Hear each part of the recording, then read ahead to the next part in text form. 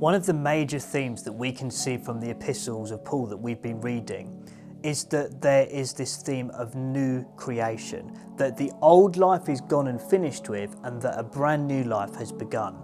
Paul was writing to these early followers of Jesus to tell them very practically often what it meant to live this new creation life. Although on the surface we as Christians might look and dress the same as the rest of the world, underneath and inside of us there is something completely different going on. We have been made new, made alive in Jesus. And it's a picture of what will happen at the end of time when Jesus comes back again and makes everything in creation new again, when he restores the plan that he had for God and man to be made one, united in Jesus Christ. So what it means to live as a new creation is what Paul is often, like I said, writing to these churches. But we need to remember that we today have the same call that the churches back then had.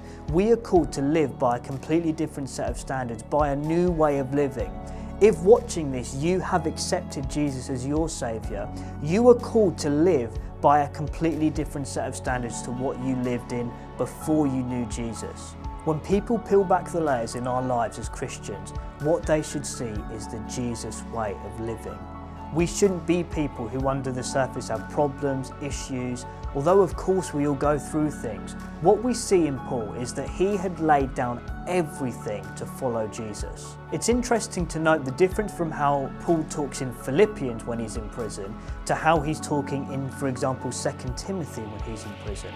These are two different times in prison at different times in Paul's life, and we see in Philippians that he's quite content whether he lives or dies. He's not worried either way, but he knows that he's going to make it out and that he will be staying alive because God still has things for him to do. The tone is very different in 2 Timothy though. It's almost as if Paul knows that he's going to be with Jesus very soon. A lot of people sadly had deserted him up until this point, but he writes to Timothy and encourages him to keep going.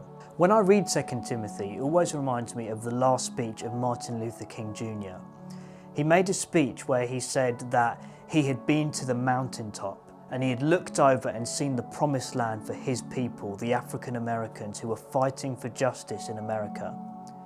He knew though that he might not get there with his people, and he said that to the people on that night. He said, I might not get there with you, but I want you to know tonight that we as a people will get to the promised land. He finished by quoting from the Bible where he said, mine eyes have seen the glory of the coming of the King.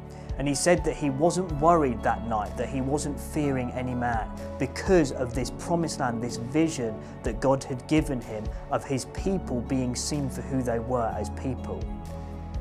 The next day, Martin Luther King was assassinated.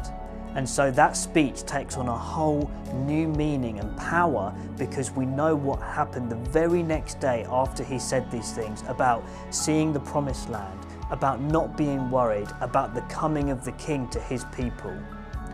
We know that the black people in America still struggle with a sense of injustice because of the way that they have been and are being treated. But Martin Luther King made a difference and fought for the rights of his people by the way that he lived his life.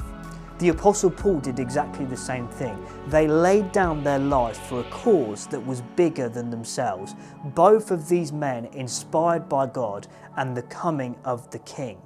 It is that coming of the King, that new creation that will one day come, that enables us as followers of Jesus to live as a new creation within this fallen world that is full of suffering, persecution, prison sentences, racial injustice. We can live as a new creation in Jesus because of what he has done for us.